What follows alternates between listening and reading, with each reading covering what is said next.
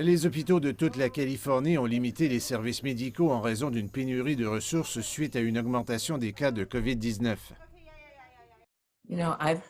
J'ai entendu dire par un certain nombre d'hôpitaux qu'ils avaient dû retarder des interventions chirurgicales parce qu'ils n'avaient pas assez de sang sous la main pour s'assurer qu'ils en avaient assez pour toutes ces urgences et pour effectuer toutes les opérations qu'ils avaient prévues ce jour-là.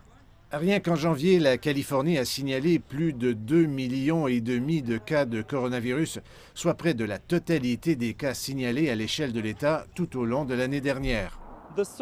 La montée en flèche du variant hautement infectieux Omicron au cours d'une période de vacances chargée a entraîné une augmentation sans précédent des niveaux de transmission, portant le nombre cumulé de cas à près de 8,5 millions dans tout l'État, ce qui signifie qu'environ un Californien sur 5 a été infecté à un moment donné tout au long de la pandémie. Pour les personnels soignants, la pression monte. Oui, bien sûr, nous sommes tous épuisés à plusieurs degrés différents. Certains se sont même éloignés des soins infirmiers hospitaliers, d'autres ont complètement changé de département. Et nous venons tous de traverser nos propres montagnes russes émotionnelles, que ce soit à cause des soins aux patients, du stress de ces patients vraiment malades, mais le reste d'entre nous se serre les coudes et nous avons continué à travailler. Environ 8 patients sur 10 sous ventilateur en soins intensifs ne sont pas vaccinés. Et pour ceux qui risquent leur propre vie pour sauver les autres, la désinformation sur les vaccins ou l'apathie pour l'obtenir ont été décourageantes.